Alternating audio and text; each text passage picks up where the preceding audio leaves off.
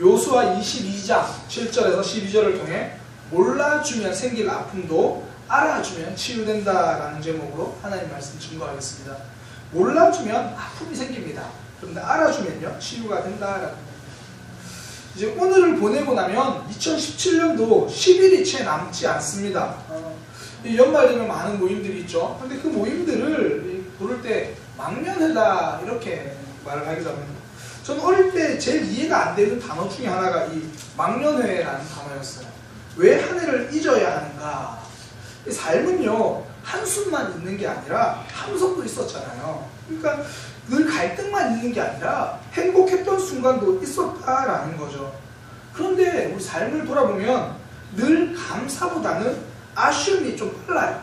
아쉬움이 한 발 빨리 움직여서 감사가 생각나기 전에 이 아쉬움이 먼저 우리 머리를 확 이렇게 채워버립니다. 그러다 보니까 이 연말에 이 모임을 망년회라 이름하는 것 같아요. 즐거운 연말 모임에다 망자를 쓰는 거죠. 그 잊을 망자 안에는 눈물도 넣어놓는 겁니다. 아픔도 거기 넣어놓고요. 후회도 거기에 들어있습니다. 그러니까 한숨과 함께 그런 것들을 다 잊어버리기를 원한다. 그래서 망년회를 하는 것 같아요. 근데 실제로 우리 삶을 보면요. 지금 옆에 앉아 계신 분들도 그래요. 옆에 앉아 있는 사람들 때문에 슬펐던 기억보다 좋았던 기억이 더 많습니다. 그렇죠? 네. 그런데요, 사람들은 진짜 사실 이기적이거든요. 그래서 원래 나한테 안 좋은 기억이 안 좋은 행동을 더 많이 하는 사람도 있잖아요. 뭐 예를 들어 좋은 행동을 한 49하고 나한테 안 좋은 행동을 51을 한다. 그런 사람 만나지도 않아요. 절대 안 만납니다. 근데 단지 우리가 지금 만나고 있는 사람은 나한테 늘 고마운 사람이고 잘해주고 좋은 사람이에요. 그런데 단지 그게 잘 기억이 안 나요. 그래서 나한테 잘해줬던 거는 그냥 평범한 거예요. 잘 지냈던 순간들은 좀 당연하게 느껴져요. 그러다 보니까 아픔이 좀 기억이 나는 거죠. 사실 뭐 그런 거 있죠. 정말 나를 괴롭히기 위해서 존재하는 것처럼 느껴지는 아내가 있잖아요. 내 집사람은 왜 나를 괴롭히기 위해서 살아가는 것 같을까? 그런 사람도요. 우리 아침 챙겨주고 저녁 챙겨주고 그래요. 그게 나를 괴롭히려고 살아가는 게 아니고 나에게 참 소중한 사람이라는 거죠. 또 그런 사람들 있잖아요. 내 마음은 눈꽃만큼도 몰라주는 것 같은 남편. 근데 그런 남편도요. 나를 위해서 아내를 위해서 새벽까지 출근합니다. 이 추운 겨울에도요. 한 걸음 한 걸음 떨어지지 않는 발걸음 가지고 가는 거예요. 근데 우리는 자꾸 섬기는 당연한 거고 속상함은 이해할 수 없는 거고 자꾸 그렇게 생각한다라는 거죠. 우리 삶에서 뉴스에서 나오는 사건들만 가득하다면요. 우리 세상 못 삽니다. 불난 스포츠센터보다 불 안 난 스포츠센터가 훨씬 더 많습니다. 거절하신 은혜보다 인도하신 은혜가 더 크다라는 겁니다. 그래서 성도의 삶에서 필요한 거는요. 알아주는 것, 알아보는 것. 이게 필요한 겁니다. 나를 위해서 수고하고 애쓴 사람들, 그 사랑을 알아주는 거, 저 사람이 저렇게 왜 행동하는지 그 마음을 알아주는 것, 그것이 우리 삶에서 필요하다라는 겁니다. 감사는요, 하나님의 일하심을 우리가 알게 되는 겁니다. 그리고 표현하게 되는 거죠. 그러니까 알게 되는 게 감사입니다. 원망은요, 항상 무지에서 나오는 게 원망입니다. 성경에서 원망 그러면 가장 떠오르는 장소가 광야잖아요. 이스라엘 백성들이 40년 동안 원망했다. 원망한 게 다른 게 아닙니다. 무지해서 그래요. 잊어버려서 그래요.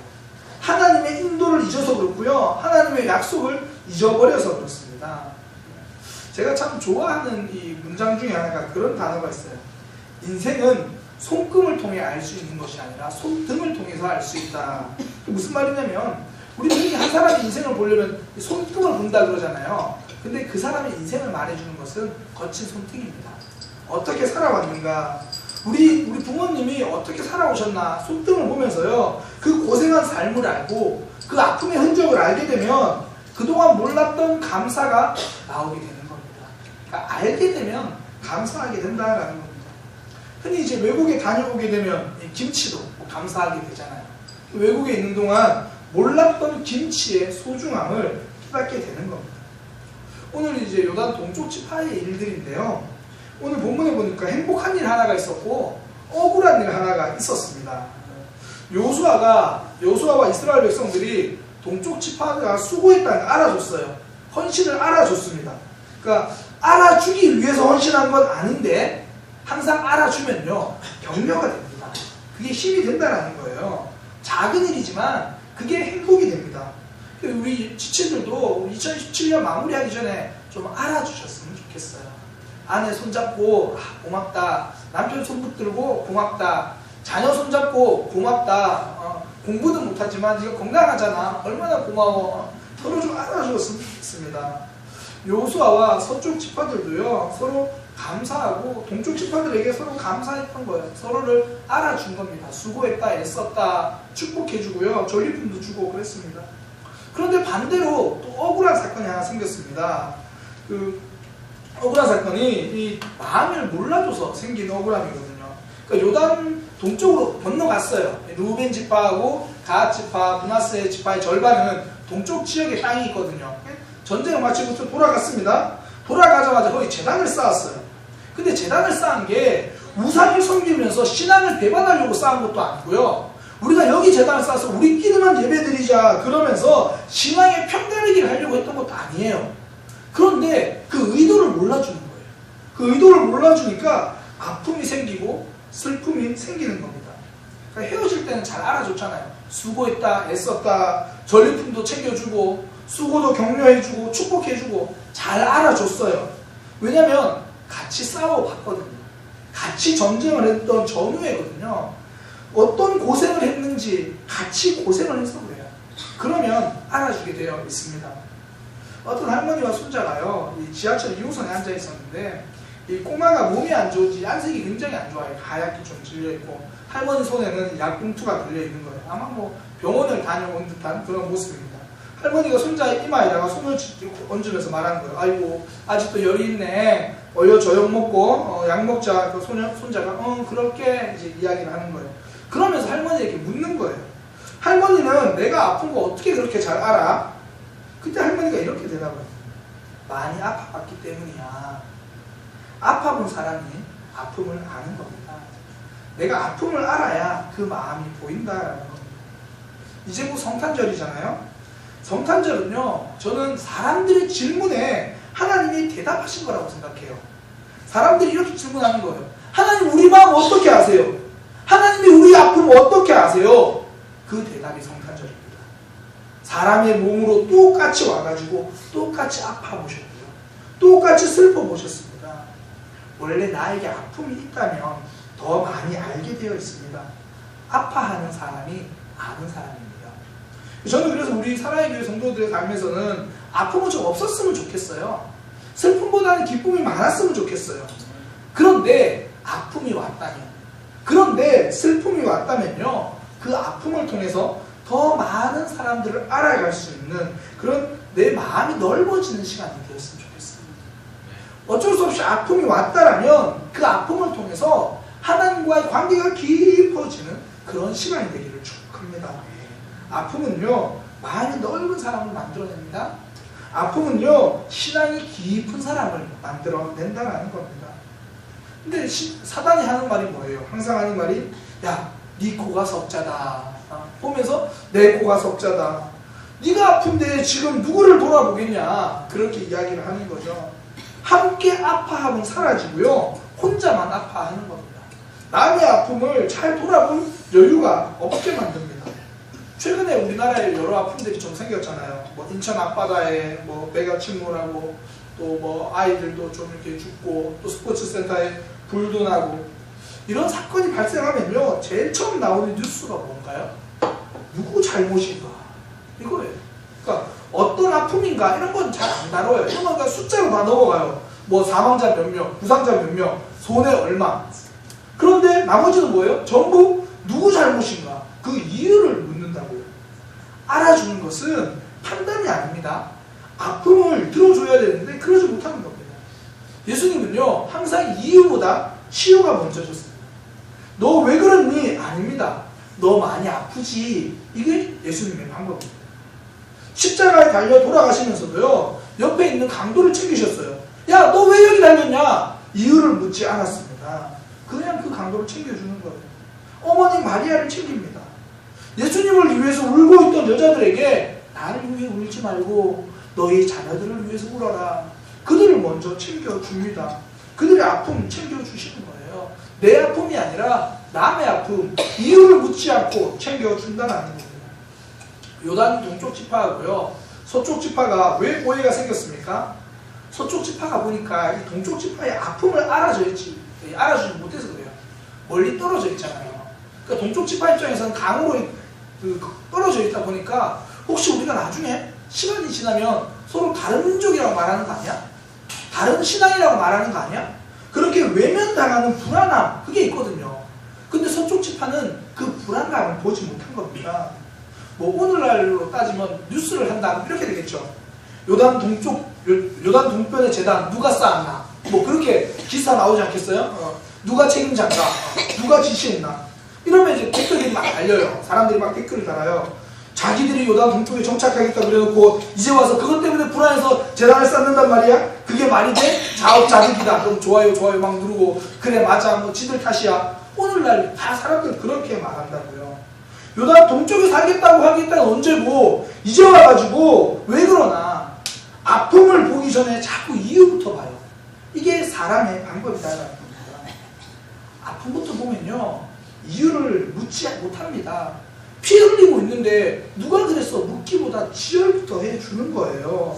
이건 누가 그랬냐고 따지지 않는 겁니다. 기도가 지혈입니다. 지혈. 이유가 궁금해도 일단 그 아픔 가지고 기도부터 하는 거죠. 알아주면요, 이유를 묻는 게 아닙니다. 이유를 찾으려고 안테나를 세우는 것이 아니라 치유를 위해서 기도부터 하는 거, 그게 알아주는 겁니다. 그때 내 가족이 치유되고요, 내가 치유되고요, 내가 만나는 사람들이 치유가 되는 겁니다. 나도 치유의 사람이 될 수 있다는 겁니다. 그래서 우리 이렇게 금요일에 나오시는 분들 있잖아요. 또 요즘 새벽기도 나오시는 분들이 많이 부응했어요. 많이 나오시는데 그런 분들이요, 우리 교회 지혈팀인 거예요. 지혈팀. 아픔을 보고 기도하기 시작하는 거죠. 지혈부터 해주는 겁니다. 진짜 축복이 무엇입니까? 저 사람의 아픔 때문에 기도했는데 내 눈에서 눈물이 흐르는 겁니다. 그 눈물은 하나님의 선물입니다. 내가 신앙생활 잘하고 있구나, 내가 성장하고 있구나, 그거 증거가 된다는 거예요. 나를 위해서 울던 사람이 너를 위해서 울기 시작하면 그 눈물은 내 상처부터 치유하게 되는 겁니다. 하나님께서 우리에게도 그런 눈물을 선물로 주시기를 축복합니다.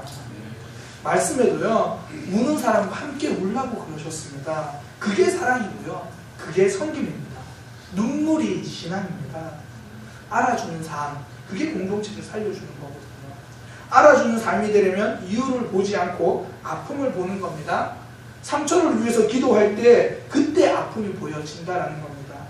오늘 금요기도회가 우리 지체들의 아픔과 상처를 위해서 기도하는 시간이 되기를 소망합니다. 그러니까 아픔을 보면 알아주게 된다는 거고요. 두 번째는 알아주기 위해서 필요한 게 기다림입니다. 첫 번째는 아픔을 보는 게 필요하고요, 두 번째는 기다림이 필요합니다. 지금 요단 서쪽 지파 사람들이 너무 성급하게 결정을 해요. 저기 막 재단 쌓네? 막 그러면서 야, 쟤들 반역하려고 하나 보다, 하나님 떠나려고 하나 보다, 쟤들하고 싸우자. 그러면서 온 회중이요 함께 모여가지고 싸우려고 다 모입니다. 먼저 판단해버리죠. 먼저 결정해버립니다. 제가 목회를 하다 보면서요, 참 많이 배우는 게 기다림입니다. 강대상 위에서는 보이지 않던 많은 것들이 성도들의 삶에서 보여지기 때문입니다. 알면요, 하나하나 기다리게 되더라고요. 반면에 잘 모를 때라도 기다리다 보면 하나하나 알게 되더라는 거죠. 제가 우리 교회에서 사역한 지 이제 1년하고도 절반이 좀 지났거든요. 그러니까 단지 시간만 지나도 알게 되는 일이 굉장히 많아요. 단지 시간, 그 기다림을 통해서도 많은 마음들, 많은 아픔들 알게 된다는 거죠. 기다리면 알게 되어 있습니다.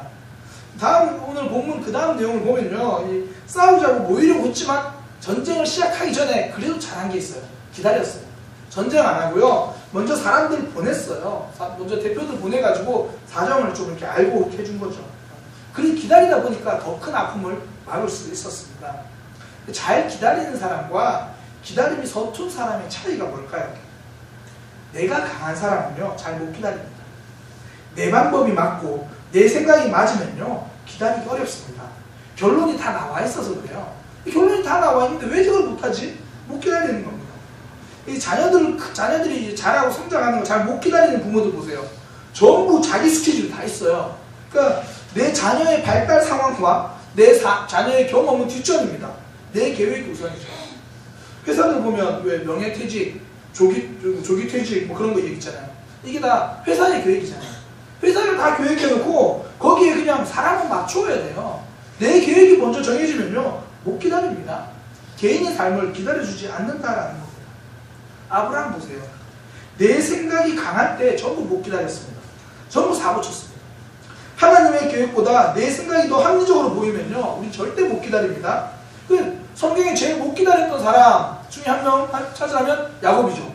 근데 또 성경에서 제일 자기 생각 강했던 사람 찾으라면 야곱입니다.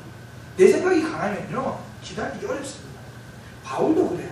바울도요 초창기에는 자기 생각이 굉장히 강할 때는 다른 사람 못 기다립니다. 이 바울과 바나바가 전도 여행을 갔거든요. 전도 여행을 갔다가 나중에 이제 다시 돌아와가지고 바울이 바나바한테 이렇게 말해요. 우리 전도 여행 갔던 곳에 한 번 더 들러봅시다. 한 번 더 들러보고 그들의 사정을 좀 알아봅시다. 그러니까 바나바가 오 너무 좋습니다. 갑시다. 그러면 우리 갈 때 우리 마가도 좀 데려갑시다. 그러니까 바울이 정색을 합니다. 마가 못 데려갑니다.